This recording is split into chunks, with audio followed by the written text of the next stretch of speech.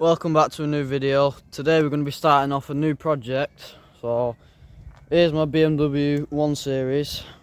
So I'll pick this up for scrap value. Engine doesn't seem to run the best, but we're going to see what we can do and try and get this running back on the road again.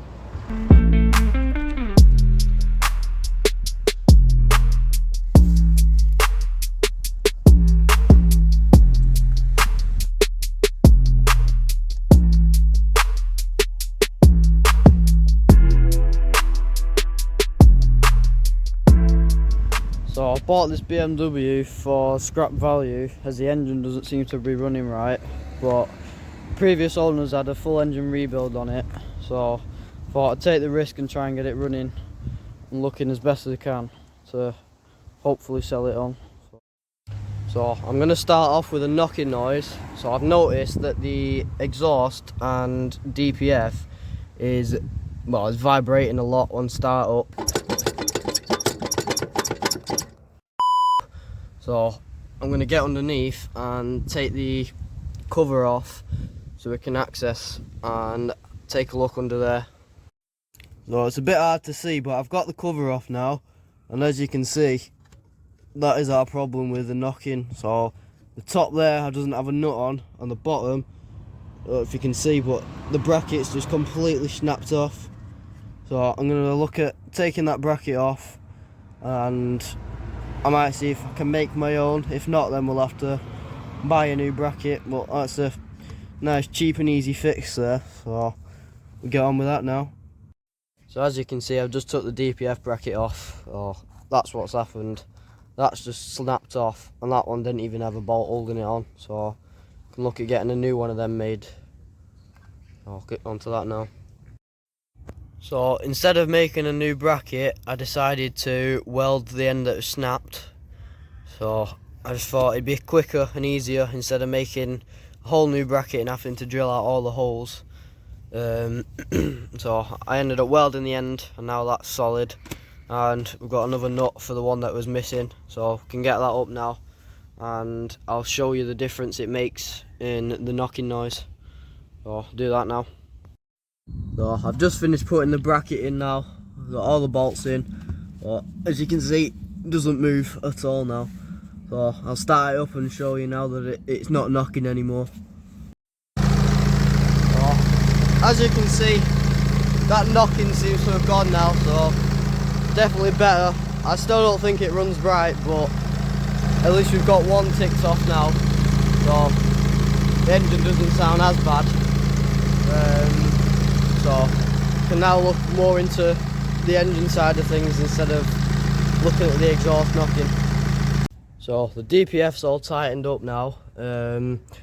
I've gone to start it and it's still suffocating itself, so we need to look further. I've pulled the OBD reader in and that's saying the EGR sensors, so I think we need to move all this cabling about and pull the EGR out and maybe give that a clean and hope that that gets rid of the faults. So I'm going to get on with that now and pull that out and give it a good clean then. So I've just pulled the EGR valve out, and as you can see, it's full of soot, so I'm going to have to clean that up. Can't quite get it out because of these hoses, but we'll clean it on the car, and then once it's all cleaned up, can get it put back together and see if the fault code goes. If not, then I think I'll be looking at stripping the turbo down and making sure the seals and everything are nice and tight. So I'll get on with cleaning that now. So EGR's all back in now. The air filter's not in properly yet, but engine seems to run a lot better now. So the only problem now is battery isn't fully charged, and we seem to have an engine warning light. Although it's gone off, it's temperamental. Sometimes it's on, sometimes it's off. But I have ordered a OBD reader, a better one. So I'm gonna attempt to do a DPF regen on it. Hopefully that runs a lot better. So once that comes, see if there's any other faults, and do the DPF regen, and hopefully the engine is sweet then. I can't find any other faults with it. See, I'm going to do filter change, oil filter, oil change, everything like that. So service the car. So once it's all serviced, give it a good run, clean the DPF out, and hopefully it should be done then, really. So I've bought a better OBD reader. So this is the topdon 600S. I've already run diagnostics on the BMW and we ended up getting 11 faults. So I've cleared them, and if we do another one now, then it give me 2 faults, and it was both to do with the EGR. So I think I'm gonna have to rather take the EGR out again and give it a proper clean, or the other solution is I've ordered some cat cleaner. Whenever that comes, I can pour that into the diesel, and I'm going to take it for a little drive, see if that helps clean it all out and gets rid of any other faults. If not, then we're into probably replacing the EGR sensor, but at least now we know what the problem is. So see what diagnostic says now, and then take it from there, really. So as you can see, we've got 2 faults back, and if we click on them, they both come back as EGR.